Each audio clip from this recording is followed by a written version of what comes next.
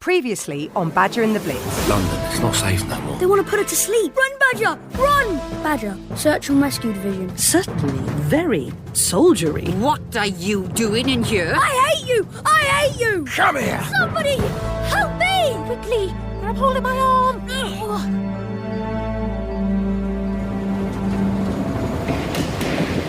Jack flops back on the seat and catches his breath. Thanks. Oh, it's okay. Thought you had gone there for a minute, love. Me too. Who do you think you are? Charlie Chaplin? Charlie Chaplin was a comic actor from a long time ago who was known for performing crazy stunts. You can find clips of him on YouTube. Where are you off to in a hurry like that? London. Not sure I like the look of the man that was after you. He's not a very nice bloke. Well, you're safe now. I'm Lily. Jack. And these are my friends, Rachel and Emily. Hello. Nice to meet you. We're going to London too, see? With the Red Cross. Why are you going? Jack rummages in his pocket and pulls out Badger's photo. Ain't she a pretty one? She your sweetheart? She's my best friend. So, you on the run then? Yeah, I guess I am. Well, we want to hear all about your adventures, don't we, girls? Oh, absolutely. Definitely. Well, I've had Badger 2 years now. My dad's a fireman and found her in a burned-out house. And with that, Jack tells Lily and her friends everything that's happened to him so far on his trip. About losing his mum, about the shooting game with Billy, and the photos of Elaine next door, about how Badger had been taken to be put to sleep, about Josie and Duchess Hamilton and the Wetheralls. And after telling his story, Jack falls into a deep sleep next to Lily. He finally feels safe.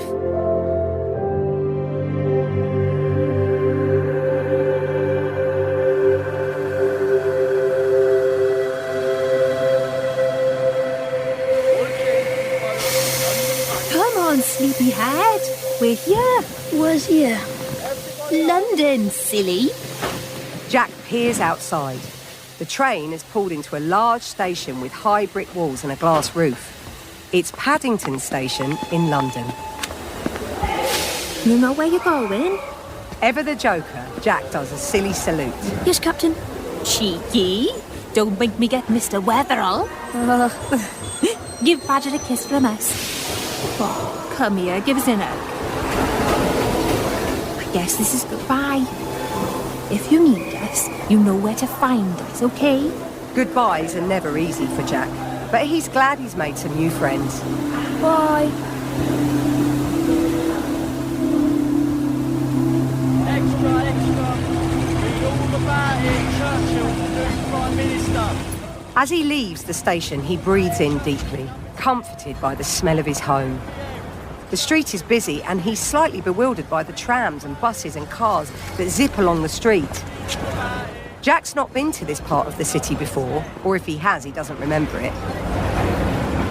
He hunts for clues as to his location, or at least some idea of which direction to go in next.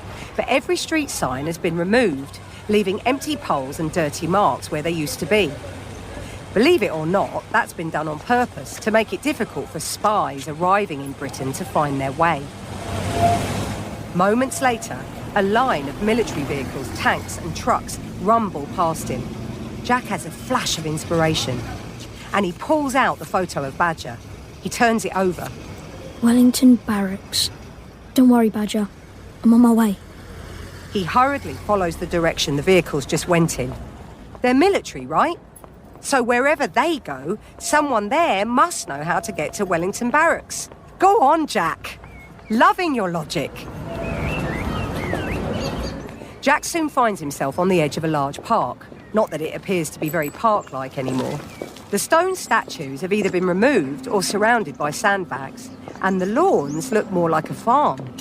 Every parcel of land having been dug over and crops grown in place of the grass. Jack continues through the park, past several giant anti-aircraft guns pointed skyward, ready for when the Luftwaffe are next spotted overhead.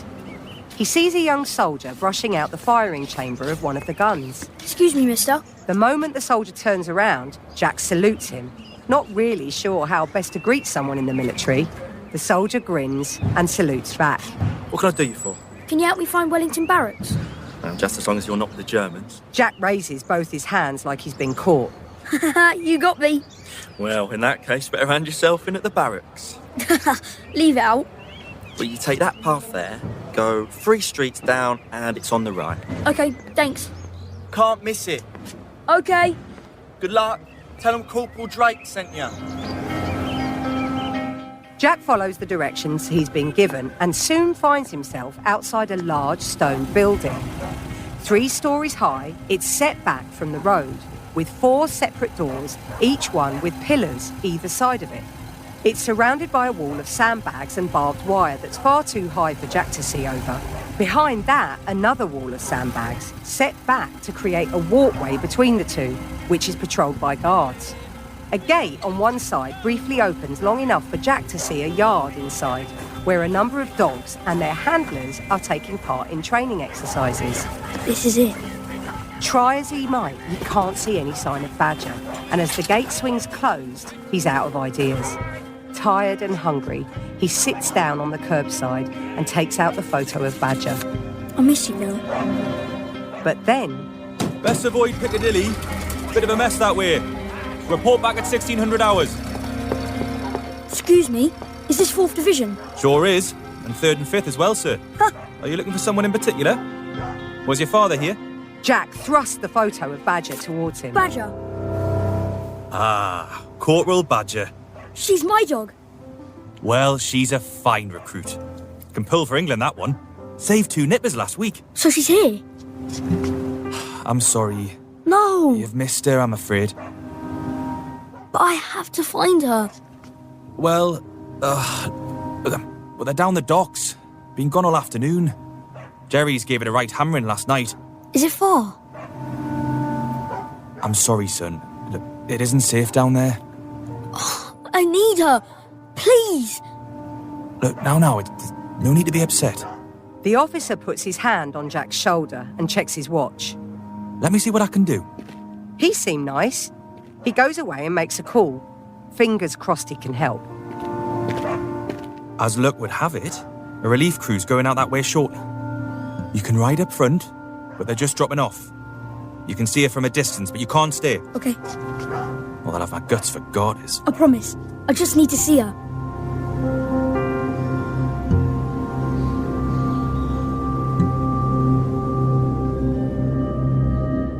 Giant ships used to sail into London and other cities like Liverpool, Manchester and Bristol from all over the world and unload their cargo at the docks. The docksides were built of stone, the huge walls dropping straight down into the water, forming a large rectangular basin, and around the edge were rows of warehouses to store goods that were arriving and leaving. Huge cranes loomed over the water, ready to load and unload the wares from each ship. Normally, it would be a hive of activity, but last night they took a direct hit in a bombing raid, and for now, they're deserting.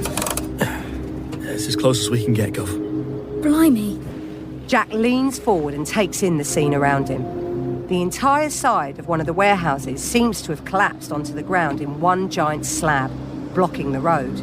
Everywhere he looks, buildings are either blown apart or burned out by the fires that started after the bombs fell. Plumes of smoke roll across the promenades, and the huge metal cranes that had loomed so prominently over the water's edge are now largely ruined, resigned to being just piles of bent and twisted metal. Shocking, innit? Tried to wipe this place off the map. But dogs are out now searching for survivors. Including Badger? Yeah, she's out there. Somewhere. I hope she's okay.